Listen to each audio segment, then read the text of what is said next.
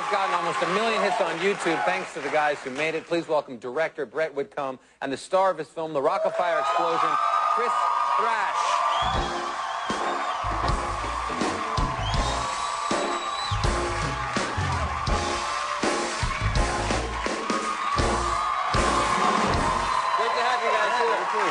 This is incredible, Brett. Let's start with you, the director of this documentary that my staff has fallen in love with, all music fans who've seen things like that are being posted all over YouTube, which we'll get to. But just explain to the audience, because it gets a little confusing, about Rock-afire Explosion and what exactly it is.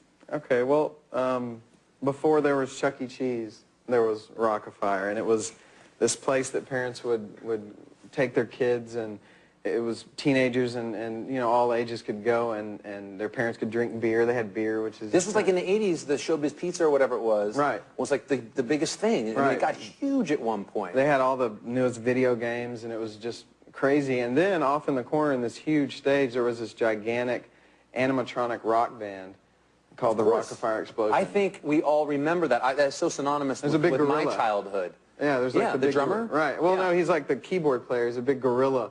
And he scared most kids, actually. Right. He frightened you, actually, didn't he? Yeah. Wait, so we're aware of that. So there were the pizza places that were hugely popular. There was the Rock-afire Explosion, which was the band that was singing and awesome and did like rock songs. Beatles stuff. Beatles stuff, right? Yeah. And then what happened? And then where does Chris come into the scene? Because that whole thing kind of left in like the 90s. It all just sort of went away. And then, you know, he was like 7, weren't you like 7 when you first? Yeah, I was 7 when I first seen Showbiz and the Rock-afire, and I just became hooked on them. Then all of a sudden they were gone, and for several years I just thought they just was gone for good.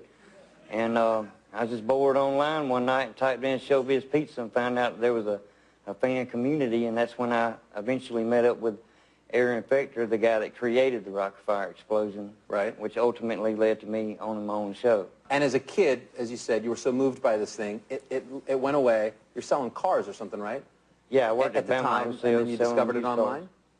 Yeah, I found it online, yes. And what was your goal to sort of, you bought a band that looks like this, right? The Rock-afire Explosion. Did you buy a whole band? I bought the entire show. So you wanted to bring back these fond childhood memories that I think I and my audience and we all remember this. And you wanted to bring, and what did you do? You bought a whole band, and was it in shambles? Did you have to rebuild it? No, actually I got lucky. They were brand new in the crates, never been in the restaurant. You know, Aaron was sort of about half retired, and he seen I was a dedicated fan, so he let me get it pretty cheap. Can I ask how much it was? Well, that's been a big mystery secret. I haven't let anybody know that. Of how much you paid for the Rock-afire animatronic band? Right. It's a secret? I guess you'll have to get the DVD. It'll be on the special features. Way to go. Good. Even from small-town Alabama, they know how to plug the DVD. Which we'll get to, because Brett, you met Chris and were sort of inspired by his story and this whole phenomenon that is synonymous with our youth. And you've made this great documentary about the whole thing. But I want to show a clip. Chris, this is with you and the band that you purchased online. Beach Bear is the lead guitarist of the band. You know, he does a lot of guitar solos, and he tends to like rock and roll music, and he's sort of like almost an English major. He always talks real appropriate and seems to be really smart. But the coolest thing about Beach Bear was he had his own spotlight for his guitar. So, you know, when he would have his rock solos and he'd be rocking out on his guitar, you know, you could watch that spotlight come and shine on his guitar. Well, that's nice. So, you bought the whole band. And where are they? In your garage? Well, we had a shed built in the backyard, just especially for them to be in. Yeah. So it looks like just a really big work shed until you walk in, and then it's just a whole nother world inside. So you walk in your work shed, and then just this animatronic band is back that you've resurrected. Huge. Are you a married fellow? Do you mind me asking? Yes, I'm married. What does your wife think about going to the shed? She's just glad I'm at home every night. Yeah, I guess so. Playing with the bears. Okay, so now, Brett, as a filmmaker, you find this whole thing, and by the way, you know, this has emerged from this sort of nostalgic place. We find Chris from Alabama, who's resurrected it. We'll get back to you because you program these things now, and they've entered with the internet has been a way now that you've used to sort of bring back what was so big in the 80s and the 90s, and that's sort of what the film was about, how this whole thing is. And we showed the clips from YouTube. Right. They're making their way. I mean, it's even in the new MGMT video, this rock band. It's in their actual video, not the ones that you put out. But tell us more about the film and the documentary, what it covers. It's basically that. When I saw, it was actually, I saw Miss New Booty by Bubba Sparks. I saw him, he had programmed that. It had like 600,000 views. And I was just blown away like everyone else. And I started searching online, and I was just like, wow, he brought that back in such a cool way. So that's how it started, Chris? You thought you would, how long would it take to program Miss New Booty? Well, 24 hours straight.